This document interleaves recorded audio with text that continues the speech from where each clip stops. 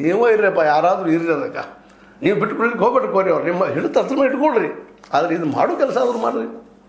ಒಂದು ವರ್ಷಕ್ಕೊಂದು 5 ಹುಡುಗರಿಗೆ ಬಿ ಫ್ರೀ, ಬಡ ಮಕ್ಕಳಿಗೆ ಒಂದು 5 ಸೀಟ್ ಆದರೂ ಈ MBBS ಅಥವಾ MDನೋ ಕೊಡ್ಲಿಕ್ಕೆ ಸಾಧ್ಯ ಇಲ್ವ ನಿಮಗೆ? ಅಷ್ಟು ಬರ್ತಾನೆ ಅದನ್ನು ಬಡವ್ರ ಮಕ್ಳಿಗೆ ಮಾಡಿರಿ, ಅದು ಲಿಂಗಾಯತ ಮಕ್ಕಳಿಗೆ ಮಾಡಿರಿ. ಆ ಹೆಸರು ಮೇಲೆ ನೀವು ಇವತ್ತು ಸಾಕಷ್ಟು ಅಬ್ಜಾಧೀಶರಾಗಿದ್ದೀರಿ, ಕೋಟ್ಯಾಧೀಶರಾಗಿದ್ದೀರಿ. ನಿಮ್ಮ ನಿರ್ದೇಶಕರು ಸಾಕಷ್ಟು ಕೋಟ್ಯಾಧೀಶರಿದ್ದಾರೆ. ಅವ್ರಿಗೆ ಅಲ್ಲಿದ್ದು ಏನು ಬೇಕಾಗಿದೆ? ಇವತ್ತೆಲ್ಲದ್ರಾಗೂ ನೀವು ನೋಡಿರಿ, NRI ಆಯಿತು, ಮತ್ತೇನಾಯ್ತು, ಇವತ್ತು ನಿಮ್ಮ ಮೇಲೆ ಆರೋಪಗಳಿದ್ದು ಎಲ್ಲ ನೀವು ದುಡ್ಡು ಹೊಡೆದ ಹೊಡಿತೀರಿ ಅಂತೇಳಿ ಆ ದುಡ್ಡನ್ನು ಅದರಲ್ಲಿ ಕೆಲವೊಂದು ಬಡ ಮಕ್ಕಳಿಗೆ ಹಂಚುವಂಥದ್ದು ಮಠ ಮಾಡೋ ಕೆಲಸವನ್ನು ನೀವು ಮಾಡೋದು ಭಾಳ ಅನಿವಾರ್ಯ ಅದ. ಯಾಕೆಂದರೆ ಸಮಾಜದಲ್ಲಿ ಬಡತನ ಹೆಚ್ಚಾಗಿದೆ, ನಿಮಗೆ ಗೊತ್ತದ. ಹೊಟ್ಟೆ ಕೋಳಿಗೆ ಏನೆಲ್ಲ ತಪ್ಪುಗಳನ್ನ ಮಾಡುವಂಥದ್ದು, ಅಪರಾಧ ಮಾಡುವಂಥದ್ದು ಜನ ಹೆಚ್ಚಾಗ್ತದೆ. ಅಂಥವ್ರ ಮಕ್ಕಳಿಗೆ ನೀವು ಇವತ್ತು ಅಲ್ಲಿ ನಿಮ್ಮಲ್ಲಿ ಫ್ರೀ ಎಜುಕೇಷನ್ನ, ಫ್ರೀ ಹಾಸ್ಟೆಲ್ಲ, ದಾಸೋಹ ರೂಪದಲ್ಲೇ ಮಾಡಿದ್ರೆ ಏನು ತಪ್ಪಲ್ಲ. ನಾವು ನಿಮ್ಮ ಮೂಲ ಗಂಟೆ ಕೇಳ್ತಾ ಇಲ್ಲ, ಬಂದ ಲಾಭದಲ್ಲೇ. ಮಠ ಹೇಗೆ ಮಾಡ್ತಿರ್ತದೆ, ಮಠದ ಕೆಲಸ ಹೇಗೆ ಮಾಡಬಾರ್ದು ನೀವು? ಅದು ಮಠ ಅಂದರೆ ಸೊಸೈಟಿ, ಅದು ಮಠ.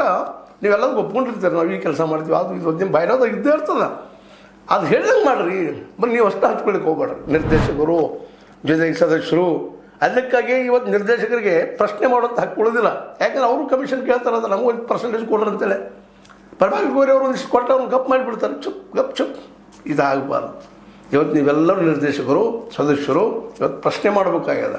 ಇಲ್ಲ, ಇದು ಮಠದ ಕೆಲಸ ಆಗಲಿ, ಅದು ಹಾಳಾಗಬಾರ್ದು. ಸಂಸ್ಥೆ ಉಳಿಬೇಕು, ಜೊತೆಗೆ ಹೆಲ್ಪ್ ಆಗು. ಮಠಗಳೇನು ಹಾಳಾಗ್ತಾ ಇದ್ದಾವ? ಇಲ್ಲ. ಇವತ್ತು ನೋಡಿರಿ, 3 ಸಲ ಮಠ ಆಗಿರ್ಬೋದು, ಮತ್ತೆ ಮಠಗಳಾಗಿರ್ಬೋದು, ಅನೇಕ ಮಠಗಳು ತೆಗೆದು ನೋಡ್ರಿ. ಇವತ್ತನ್ನು ಆ ದುಡ್ಡನ್ನು ತೆಗೆದು ಅಲ್ಲಿ ಹಾಕ್ತಾ ಇರ್ತಾರೆ. ಕೆರೆ ನೀರನ್ನು ಕೆರೆಗೆ ಚೆಲ್ಲಿ ಪುಣ್ಯ ಪಡೆದರು ಅನ್ನುವಾಗ ಈ ದಿಸೆಯಲ್ಲೇ ಇವತ್ತು ಪ್ರಭಾಕರ್ ಕೋರಿ ಅವರು ಚಿಂತನೆ ಮಾಡಬೇಕಾಗಿದೆ. ಜೊತೆಗೆ ನಿರ್ದೇಶಕರು ಸಹ ಸಾಕಷ್ಟು ಕೋಟ್ಯಾಧೀಶರಿದ್ದೀರಿ. ಬಡ ಮಕ್ಕಳು ನಿಮ್ಮಲ್ಲಿ ಲಿಂಗಾಯತರ ಬಗ್ಗೆ ಮಾತ್ರ, ಲಿಂಗಾಯತರ ಹೆಸರಲ್ಲಿ ಅದನ್ನು ಸಂಸ್ಥೆ ಕಟ್ಟಿದ್ದೀರಿ. ಆ ಮಕ್ಕಳಿಗಾಗಿ ಇಡೀ ರಾಜ್ಯ ತುಂಬ ಯಾಕೆ ನೀವು ಫ್ರೀ ಎಜುಕೇಷನ್